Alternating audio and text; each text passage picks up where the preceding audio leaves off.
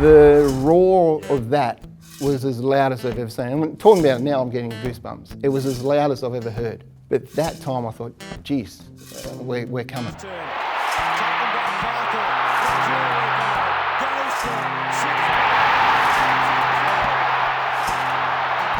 Well, 13 seasons, 238 games, 332 goals, 2 premierships. Darren Bewick, our official legend for this week's home game against Melbourne.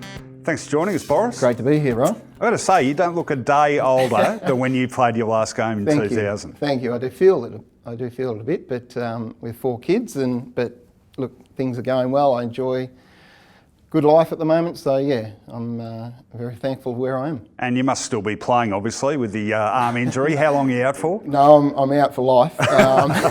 No, I had a shoulder replacement last week. Yeah. Just old war wounds caught up with me from footy, and this one was the one that used to go all the time playing. So finally thought it was time to get it fixed up so I can enjoy a little bit more time with the kids. Off air, we were talking about you working with kids. Just, I know you've been a TAC Cup coach for a long time now. We'll get onto that. But you talked about working as a Rowville Secondary College. Yeah, at the Sports Academy. You obviously love working with young people. Do you feel like you can really help sort of steer them on a particular path or make sure they don't get on the wrong path? Or what's the attraction? Oh, it is allowing them to be the best they can be as a footballer, but in our school system, allowing them to be the best person they can be when they get out of school, making sure they have a good balance of what's going on in their life with, as they're growing up from 13 to 18, there's a lot that happens during that time. So I really enjoy that side of thing, and most importantly, I really enjoy the TAC Cup side of things that allow boys to try and experience what I did for 13 years and to give them that, because you can talk about yourself all the time, and this was great, this is great, but to allow them to experience that would be great. So it's such a different world in a lot of ways, isn't it? Yeah. I can't believe 30 years goes so quick, but like you come over here in 1988. I've always remembered, I was doing a bit of work for the Essendon, I think the first version of the Essendon Club magazine. You would have been a cadet then? I was 23, yeah. I started young. I was a cadet. No, I'd just come out of the cadetship. But I can remember distinctly interviewing you down at Cross Keys with the other... Actually, who were the other recruits that came in with you that year? Greg Anderson. Yeah, that's right. Andrew Rogers. Yeah, he was from South Australia. Both from South Australia. Yeah, I come over with those two. Probably the less profiled of the three of us. So, in a way, that was a blessing, I thought. Unlike those kids you're working with now, you were young, but you had the benefit of having played a couple of years of senior footy with West Perth. Yeah. How much of an advantage was that for you, do you think? Oh, a great advantage. I started playing West Perth when I was 17, so I was still at high school. Yeah. I actually played 3 years. So I didn't come over till I was 19, 20. Yeah, right. I was doing a university degree over there, and Mum thought it was good to stay over there and try and finish it. But what was the degree? Oh, just teaching. Teaching? Heavy teaching It's a degree. noble profession. That's right. So I stayed and finished a couple of years, and then for my own benefit, I thought it was good to come over. And I actually signed with Essendon in the end of 86 or 87. So that would have been at one of those old Form 4s? Yeah, the old Form 4. And it was only 3 days before the Eagles launched their initial squad. And I'd been in talks with them, and I'd heard that something may happen with one of the old Form 4s through Noel Judkins, who was the recruiting officer. And he actually rang, it was being a little bit of a punter that I am, it was Caulfield Cup Day. Oh, yeah. And I spoke to him in the morning, would you be interested? Jumped at the opportunity and spent another year in Perth and then come over after that. So that in itself is a pretty big call. Why? I mean, you'd think most young West Australian guys would jump at the chance to play with their own side. Yep. Why didn't you? Growing up, I was an Essendon supporter. Yeah. Family had some connections with Essendon. My dad played at West Perth and in the era of Ron Evans, Cole Hebbard and Alec Epis. Yep. So he always had an interest in Essendon, and being his son, I thought, well, I'm following Dad. When Essendon rang, it was a no-brainer for me. Hurd, putting in the deep ones. Now Chips, back over the head to Bewick, the danger man. Gets around his opponent. Now he gets out of the pocket, kicks, and he's kicked his 8th. Oh, the Bewick's on fire. You would have been growing up barracking for the Bombers. obviously would have known a lot about Kevin Sheedy and had some preconceptions about him. What was the reality like when you got over here versus the legend? Yeah, it was scary. It was scary. You know, you hear a lot of stories. You know, the main thing for me was 2 or 3 years early, I'm out the front kicking the ball to myself, pretending to be, you know, a Tim Watson or a Simon Madden or a Paul Vanderhaar, and then rocking up and training with them was so surreal and so far-fetched that, you know, it took me a while to understand all that. You know, it was daunting for me.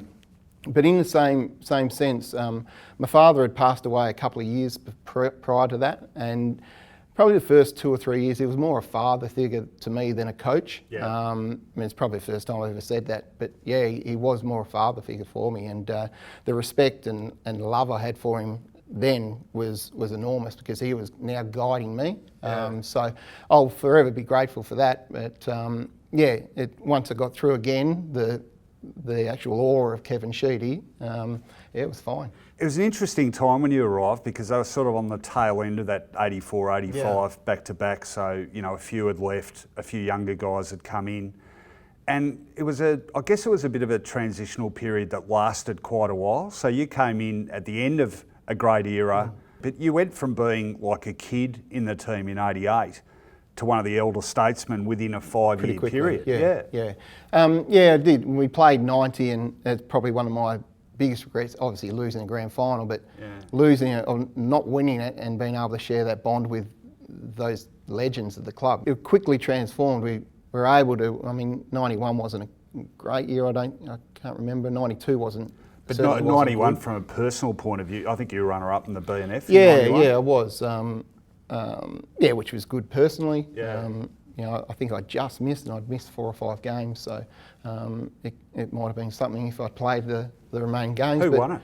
Bluey Izzard. Oh yeah, right. Yeah, so a redhead and a strawberry blonde ran the Quinella, which is great. But yeah, the transformation from that 90 to 93 was pretty quick. And again, that was Kevin introducing these young players, and as you said, it went from being I think I was 23 in 1990 to 25, 26 being a leader of the place pretty quickly. So did you consciously sort of say to yourself, I've got to become more mature and responsible, or was it something that just happened naturally, do you think? I think it was a progression of years prior.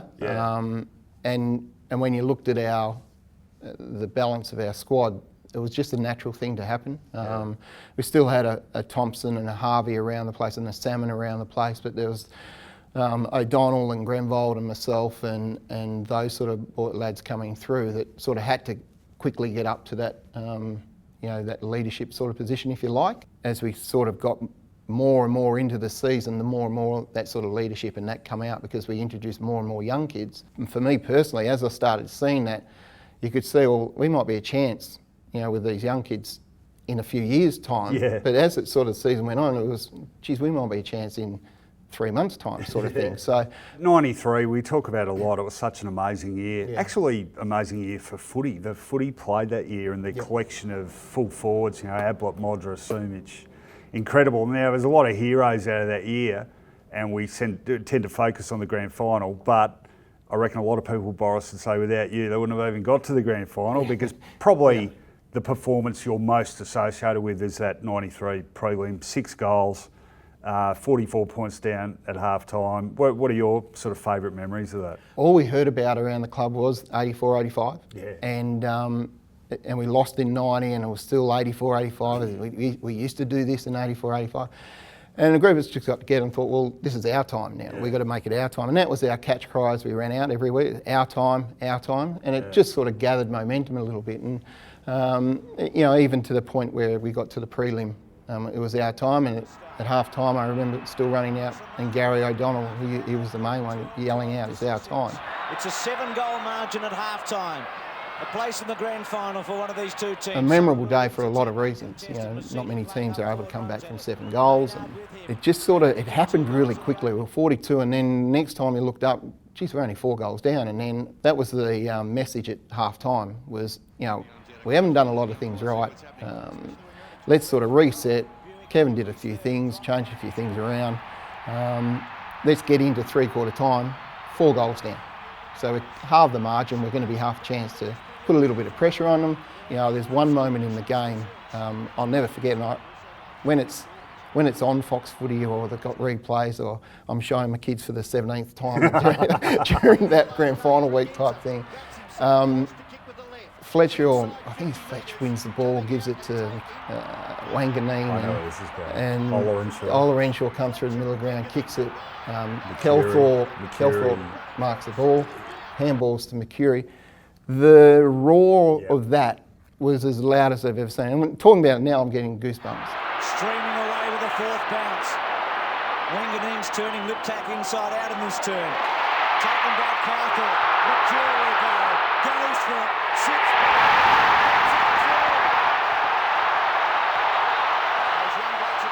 It was as loud as I've ever heard. But that time I thought, geez, we're coming. And suddenly this game has turned around completely. There's a very select band of players who get to go out of AFL footy or VFL footy back then, having had their last game a grand final win. Almost the perfect way to end a career, and in what was close to the perfect season. You couldn't ask for a better finish to your league career. How long before that game had you decided that was it for you, or hadn't you? Oh, I hadn't. I hadn't decided. Look, it was a great year, and the competition was really intense for a spot. I missed a couple of games during the year because I'd played a lot on the bench, and Kevin, in his wisdom, decided that I'd have to play a couple of games in reserves, and it got to a point where we weren't losing any games. You had to do a lot of things right, and lucky enough, I got back into the team probably around 19 or so. I can look back now and go, yeah, that's my last game was a premiership, and it's a fantastic way to look at it. I thought I maybe had another year left in me. Because I hadn't had many injuries. You were 33? 33, yeah. 33. Do you still think that now? Yeah, I probably do. Yeah.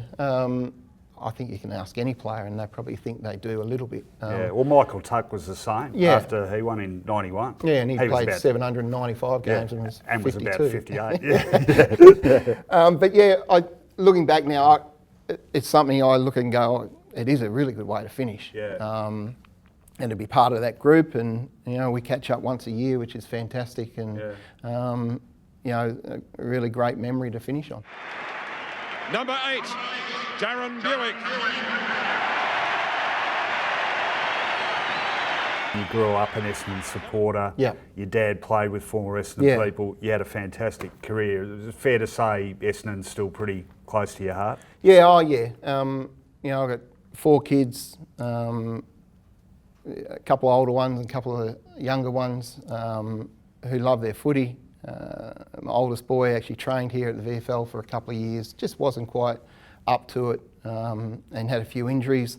My oldest daughter loves the footy, and her and my youngest son, Kobe, who's 9, they go to the footy whenever they can. He loves the footy. My little girl, she's 6, she's right into it now. So it's there, and it's been something sort of been waiting for, that my younger ones now are really invested in. They love it. So every now and then when it fits in with my stuff and the work I do, that we love getting to the footy. But I know now that my oldest daughter or my oldest son will take the young ones to the footy, and they think it's fantastic. So we have that interest. Isn't it great too that we don't just talk about father-sons now, we might have the father-daughter connection. Exactly right. My oldest one, I think she kicks the ball okay, but she's not very interested in playing. She'd rather sit in the stand. But my young girl, she's playing Auskick. She played last year and this year Auskick, and she thinks she's going okay at 6 years of age. Well, just wrapping up, like I said, it is hard to believe 1988 is 30 years ago. Yes, it is. But as I said, 93 went pretty quick. The 30 years has gone really quick. And so it happens when you get old. Yeah, it does. But as a kid growing up, it's always something I wanted to do, was to play AFL footy. And I remember, as I said before, being Tim Watson and being Simon Madden, kicking the ball out the front to myself when none of my brothers would play with me, or it was getting too dark, and then being able to play that and then come over and I love Melbourne, although my wife doesn't. I love Melbourne. And I can't see myself leaving, and I'm 5 minutes from here at the footy club. So yeah, Essendon's been a part of me and will always remain a part of me, and I'll be forever grateful for that. Yeah, well, we're grateful you came across, mate, and you grew up being Simon Madden and Tim Watson, but I think you did pretty well with Darren Bewick too. So thanks for the service. Always a favourite of Bomber fans, and great to have a chat with you again, mate. Enjoy the accolades as the official Essendon legend for the Melbourne home game. I'm looking forward to it. Thanks, Rob. Cheers, pal. Good on you. Ta. Well, hope you enjoyed that chat. Couldn't fit the full thing into the video, unfortunately, but if you do want to hear the full version, the audio's up on the Essendon website.